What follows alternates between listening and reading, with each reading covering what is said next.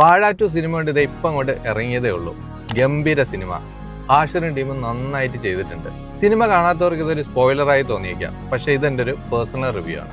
A biopic of billion bros എന്ന സബ് ടൈറ്റിലിനെ അന്വർത്ഥമാക്കുന്ന രീതിയിൽ നമ്മുടെ നാട്ടിലെ സാധാരണ ചെറുപ്പക്കാരുടെ ജീവിതം വരച്ചു കാട്ടാൻ സിബിൻ സായനും വിപിൻ ദാസിനും കഴിഞ്ഞിട്ടുണ്ട്. ഫസ്റ്റ് ഹാഫ് നമ്മളെ ഒരുപാട് ചിരിപ്പിച്ചെങ്കിലും സെക്കൻഡ് ഹാഫിൽ നമ്മളെ ഒരുപാട് ചിന്തിപ്പിക്കുകയും കരയിപ്പിക്കുകയും ചെയ്ത ഒരുപാട് നിമിഷങ്ങൾ ഉണ്ടായിട്ടുണ്ട്.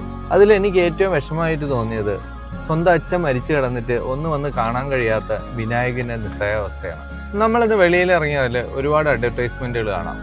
നിങ്ങൾ +2 കഴിഞ്ഞോ, UK വർക്കൂ, കാനഡയിലോട്ട് വർക്കൂ എന്നൊക്കെ പറയും. ഈ പരസ്യങ്ങളൊക്കെ കണ്ട് സ്വന്തം സമ്പാദ്യം എല്ലാം വെട്ടിപ്പറക്കി തന്റെ മക്കളെ വിദേശത്ത് പറഞ്ഞു അയക്കുന്ന ഒരുപാട് പാരന്റ്സിന് നമുക്കറിയാം. പക്ഷെ അവരുടെ മക്കൾ അവിടെ എത്തുമ്പോൾ അനുഭവിക്കുന്ന യാഥാർത്ഥ്യങ്ങൾ വളരെ വ്യക്തമായി ഈ സിനിമ വരച്ചു കാട്ടുന്നുണ്ട്.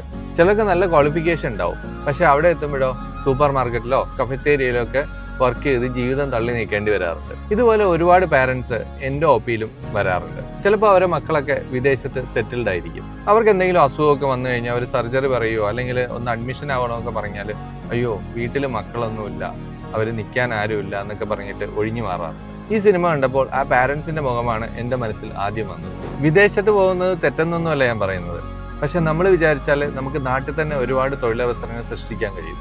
ഇന്നിപ്പോൾ ഒരു ട്രെൻഡാണ്, നമ്മൾ ഇൻസ്റ്റാഗ്രാമിലെയും സോഷ്യൽ മീഡിയയിലൊക്കെ ഫോട്ടോസ് റീൽസും ഒക്കെ കണ്ട് നമ്മൾ ആ വിദേശത്തെ അക്കരെ പച്ച കണ്ടിട്ട് അങ്ങോട്ട് പോകുന്ന ഒരുപാട് ആൾക്കാരുണ്ട്. അവരുടെ അടുത്ത് എനിക്ക് ഒന്നേ പറയാനുള്ളൂ, ഇവിടുത്തെ ജീവിതം ഉപേക്ഷിച്ച് നമ്മൾ അങ്ങോട്ട് പോകുമ്പോൾ നമുക്ക് നഷ്ടപ്പെടുന്നത് നമ്മുടെ പ്രിയപ്പെട്ടവരുമായിട്ടുള്ള ഒരുപാട് നല്ല നിമിഷങ്ങളാണ്.